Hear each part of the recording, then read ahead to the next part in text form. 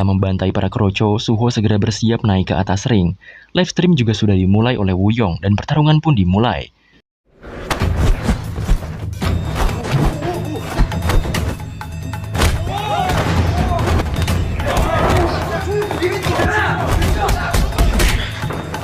Suho benar-benar hebat.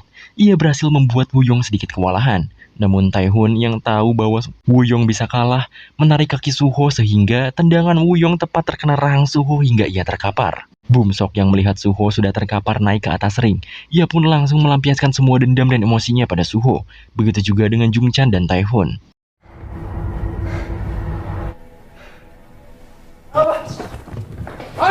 Para pengawas Bum-sok pun kemudian datang dan mengetahui kegilaannya. Ia pun berusaha membawa Bum-sok. Namun seketika, keadaan pun hening saat Jung-chan mengecek Suho yang sudah tidak bernafas.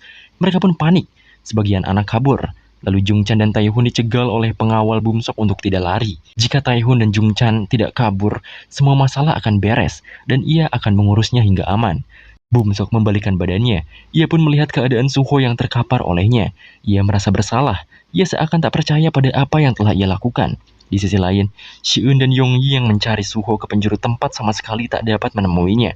Mereka pun panik dan hanya bisa terus mencari Suho. Para pengawal Bum-sok akhirnya mengambil alih. Ia menelpon para detektif untuk melaporkan aksi anak-anak nakal tersebut. Ia juga meminta Jung-chan, Tae-Hoon dan Woo-Young untuk mengikuti perintahnya agar tidak bersalah. Mereka diminta untuk membuat skenario seolah-olah mereka sedang berlatih seperti biasa. Lalu Suho pingsan saat istirahat sendiri. Woo-Young juga diminta untuk menghapus semua videonya. Para detektif pun datang, dan semuanya memerankan perannya masing-masing. Si pengawal juga membalas pesan Si-eun di HP Suho, bahwa Suho sedang berlatih. Suho akhirnya dibawa ke mobil dan sepertinya ia benar-benar meninggal. Di rumahnya, Bum-sok membuat marah sang ayah kembali. Ia pun benar-benar khawatir pada Suho, dan besok adalah hari keberangkatannya ke Filipina. Keesokan harinya, Si-eun datang seperti biasa. Lebih pagi dari semua murid. Ia biasanya melihat sahabatnya yaitu Suho yang tertidur. Namun kali ini, rasanya ada yang hilang di sana. Saat ujian dimulai juga, Si-eun benar-benar tak fokus mengerjakannya. Beberapa soal yang ia jawab juga salah. Namun ia mewajari hal itu. Setelah melihat teleponnya, ia pun menghubungi Yong-yi. Ia dikabarkan oleh Yong-yi bahwa Suho sekarat. Bahkan buruknya, pihak Bum-sok menutup fakta dan nenek Suho juga menandatangani semacam kontrak dengan mereka. Si-eun akhirnya menemui Yong-yi untuk melihat sahabatnya itu meninggal. Ia seakan tak percaya pada kematian sahabatnya sendiri. Si-eun juga bertemu dengan sang nenek. Ia hanya bisa menangis di depan Suho.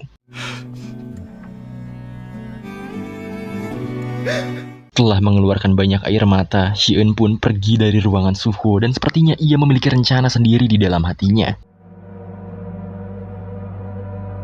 Bum-sok juga tak berhenti melamun di rumahnya. Ia dihampiri oleh pengawalnya dan beruntung ia mendapat kabar bahwa Suho masih hidup.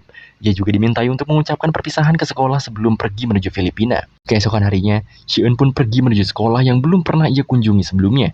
Ia pun bertanya pada murid di sana, di manakah kelas Yongbin.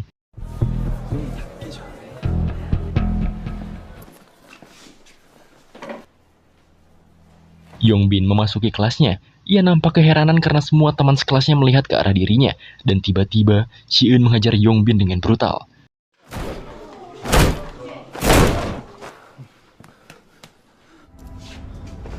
Yongbin yang penuh dengan darah dicecar pertanyaan oleh Si-eun. Si-eun juga bertanya di manakah pria bernama Woo-Young.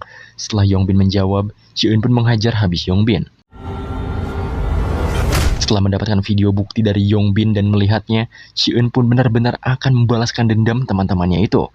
Di sisi lain, Yongbin menjegal mobil Bum-sok. Di sana ia marah karena tahu bahwa Bum-soklah pelaku pengeroyokan pada Suho. Bum-sok yang tak tahan dengan semua ini akhirnya keluar dari mobilnya. Ia berkata bahwa semua ini terjadi karena kehadiran Yong-yi di antara mereka bertiga. Bum-sok merasa Yong-yi mengganggu hubungan mereka bertiga dan malah menjadi parasit di antara mereka. Si-eun yang sudah tahu keberadaan Woo-Young langsung menemuinya di gym sekolah. Di sana ia tanpa basa-basi langsung menyerang Woo-Young di belakang. Namun Woo-Young tentu tak mudah dikalahkan.